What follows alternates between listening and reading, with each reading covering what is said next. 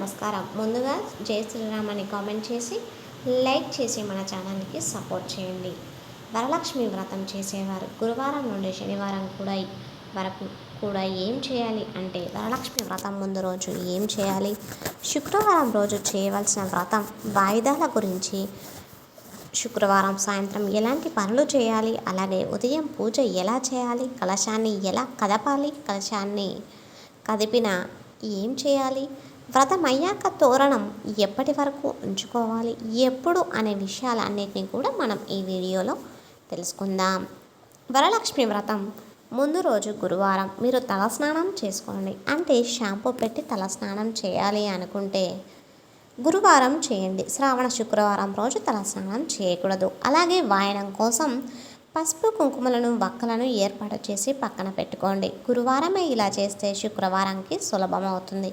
Jacket ముక్కలు కూడా ఈరోజే పక్కకు తీసి పెట్టుకోండి. ఈరోజు గుమ్మానికి కూడా తోరణాలు కూడా కట్టేసుకోండి. పూజా సామాన్లు ఒకే సెట్ ఉంటే ఈరోజు క్లీన్ చేసి పెట్టుకోండి. అలాగే లక్ష్మీదేవి ఫోటో పీటలను బుధవారమే శుభ్రం చేసుకోండి. శుక్రవారం వాటిని మామూలుగా నీటితో కడిగి బొట్లు పెట్టుకోండి. ఇక అక్షంతలను కూడా గురువారం రోజు కలిపి పెట్టుకోండి. అలాగే వెండి పువ్వులు కాయిన్స్ పాలతో శుభ్రం చేసుకొని ఉంచుకోండి. ముఖ్యమైన 3 పదార్థాలు గురువారం రోజే తెచ్చి ఉంచుకోవాలి. అవే ఆవు నెయ్యి, ఆవు పాలు. అమ్మవారికి శ్రావణ శుక్రవారం రోజు ఆవు పాల పరమాన్నం సమర్పించి ఆవు నెయ్యితో దీపారాధన చేసి బిల్వ దళాన్ని సమర్పించినా చాలు, అమ్మవారి అనుగ్రహం కలుగుతుంది. వరలక్ష్మి వ్రతానికి ముందు రోజే ఆవు పంచకాన్ని ఇల్లంతా కూడా చల్లితే చాలా మంచిది. లేదా గంగాజలం చల్లండి. కొంతమంది కలశం ముందు రోజే చేస్తూ ఉంటారు, కానీ అలా చేయకూడదు.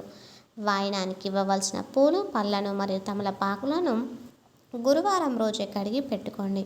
అమ్మవారికి సమర్పించే వాటిని మాత్రం శుక్రవారం రోజు కడగాలి. కలశాన్ని కావలసిన వాటిని ఈరోజు సిద్ధం చేసి పెట్టుకోండి. అలాగే గురువారం సాయంత్రమే శనగలను నానబెట్టి ఉంచుకోండి.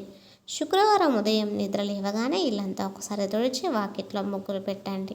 స్నానం చేసేటప్పుడు తప్పనిసరిగా పసుపును ముఖానికి, మంగళసూత్రానికి, పాదాలకు రాసుకోండి. అయితే చాలామంది ఇలా స్నానం చేశాక ప్రసాదాలు వండే సమయంలో పూజ ఇప్పుడు చేయట్లేదు కదా అని చెప్పి నైటీలు వేసుకుంటూ ఉంటారు.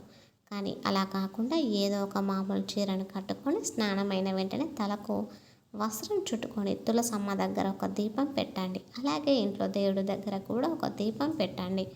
ఎందుకంటే వరలక్ష్మి పూజ చేసేవారికి చాలా సమయం పడుతుంది కాబట్టి ఉదయమే దీపం పెట్టండి.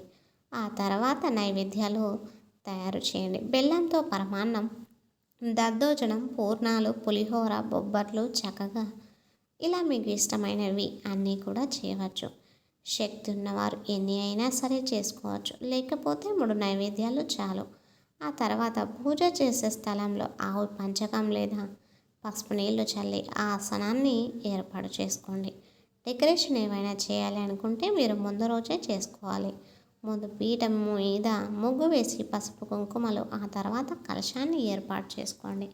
చెంబును తీసుకొని గంధం రాసి కుంకుమ బొట్లు పెట్టి దానిలో గంగాజలం పోసి పసుపు, కుంకుమ, గంధం, పూలు, బిల్వ దళాలు, 2 లవంగాలు, ఎండు ఖర్జూరం, ఒక కాయిన్, పచ్చకర్పూరం వేసి కలశాన్ని తయారు చేయడం ఉంది. మండపం పైన ముందు గజలక్ష్మీదేవి ఫోటో కానీ లేదా లక్ష్మీనారాయణ విగ్రహాన్ని పెట్టుకోండి. కలశం కోసం ముందు అరటాకును వేసి దాని మీద 3 గుప్పెళ్ళ బియ్యం పోసి దాని మీద చెంబులు పెట్టుకోవాలి. చెంబు పైన కొబ్బరికాయను పెట్టి రవిక గుడ్డను పైన కప్పి అలంకరించండి. చాలామంది బంగారం లేదా వెండి అమ్మవారి ముఖాలను ఏర్పాటు చేసి చీర కట్టి అలంకరిస్తూ ఉన్నారు. అలా కూడా తయారు చేసుకోవచ్చు. ఆ తర్వాత బెల్లం దారం తీసుకొని పసుపు రాసి పూలతో 9 ముడులు వేస్తూ తోరణాలు తయారు చేసుకోండి. పక్కన ఉంచుకోండి. అమ్మవారి దగ్గర తాంబూలం, గాజులు, పసుపు, కుంకుమ, శనగలు, పూలు, కొత్త చీర, జాకెట్ పెట్టి ఉంచండి. ముందుగా వినాయకుడి పూజ కోసం పసుపుతో వినాయకుడిని తయారు చేయండి. ఆ తర్వాత గణపతికి ముందుగా పూజ చేసుకోవాలి. గణపతి పూజ అయ్యాక విష్ణుమూర్తి, లక్ష్మీదేవి ఫోటోను లేదా విగ్రహానికి గంధం, కుంకుమ బొట్లు పెట్టి పుష్పాలు పెట్టి పూజలోనికి ఆహ్వానించాలి. అమ్మవారికి తయారు చేసిన నైవేద్యాలు పెట్టండి. తాంబూలానికి ఏర్పాటు చేసిన వాటికి కూడా అమ్మవారి దగ్గర పెట్టండి. అలాగే లక్ష్మీ గవ్వలు, గోమతి చక్రాలు, ఏకాక్షి నారికేలం, దక్షిణావృత శంఖం ఇలాంటి లక్ష్మీప్రదమైన వస్తువులను కూడా అమ్మవారి చుట్టూ ఉండేలాగా పెట్టండి.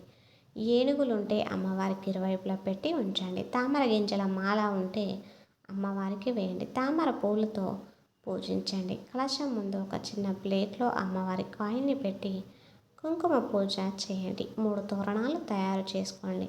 మీ దగ్గరలో గంట, అగరబత్తి అన్నీ అందుబాటులో ఉండే విధంగా ఏర్పాటు చేసుకోండి. చేసిన ప్రసాదాలు అన్నిటినీ కూడా పక్కన పెట్టండి. ఇప్పుడు చక్కగా మంచి పట్టు చీరని కట్టుకొని అమ్మవారి స్వరూపంగా అలంకరించుకొని వచ్చి పూజలో కూర్చోండి. ముందుగా దీపారాధన చేసుకొని ఆసనం చేసుకొని కూర్చొని పూజ చేయండి. వరలక్ష్మీదేవి పుస్తకంలో ఉన్న విధంగా వ్రతం చేసుకోండి. పూజ చేసిన తర్వాత ఖచ్చితంగా ఎవరో ఒకరికి మీరు ఏమీ తినకుండానే ఒక వాయనం అయితే ఇవ్వండి. సమయం ఉంటే మిగతా వారికి కూడా అప్పుడే వాయనం ఇవ్వండి. సమయం లేనివారు ఆ రోజు సాయంత్రం వాయనం ఇవ్వవచ్చు. కానీ పూజ చేశాక ఆ రోజు మధ్యాహ్నం పడుకోకూడదు. సాయంత్రం 4:30 దీపారాధన చేసి వాయనాలు ఇవ్వని వారు 5:30 వాయనాలు ఇవ్వవచ్చు. వాయనాలు ఉదయం ఇచ్చేసిన వారు సాయంత్రం చక్కగా దీపారాధన చేసి స్తోత్రాలు చదువుకోండి. శక్తి ఉంటే శనగల పళ్ళు సాయంత్రం పూజ అయ్యాక అమ్మవారి దగ్గర ఉన్న గాజుల్లో 2 ఆ రోజు వేసుకోండి. శనివారం ఉదయం తొందరగా నిద్రలేచి అమ్మవారికి దీపారాధన చేసి నైవేద్యం పెట్టి యథాశక్తిగా అమ్మవారికి పూజ చేసుకోండి. పూజ అయ్యాక అమ్మవారి పీటను నెమ్మదిగా కదపండి. కలశాన్ని, కొబ్బరికాయను, బియ్యాన్ని తీయండి. కొబ్బరికాయతో తీపి పదార్థం బియ్యంతో పరమాన్నం చేసి ఇంట్లోని వారందరూ కూడా తినండి. అమ్మవారికి సమర్పించిన రవిక వస్త్రాన్ని మీరు కట్టించుకోవచ్చు.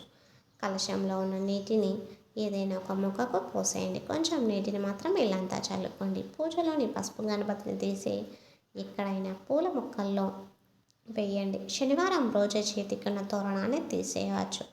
ఈ తోరణాన్ని ఏదైనా చెట్టు మీద వేసేయండి. ఇప్పుడు మనం చెప్పుకున్న విధంగా వరలక్ష్మీదేవిని పూజించుకున్నట్లయితే ఆ వరలక్ష్మీదేవి యొక్క అనుగ్రహం కలుగుతుంది. మీకు ఈ వీడియో నచ్చితే తప్పకుండా లైక్ చేసి మీ ఫ్రెండ్స్ అండ్ ఫ్యామిలీ మెంబర్స్కి ఈ వీడియోని షేర్ చేయండి. మరిన్ని మంచి వీడియోస్ కోసం మన ఛానల్ని సబ్స్క్రైబ్ చేయండి. ఇంతవరకు ఈ వీడియో చూసిన ప్రతి ఒక్కరికి కూడా ధన్యవాదములు.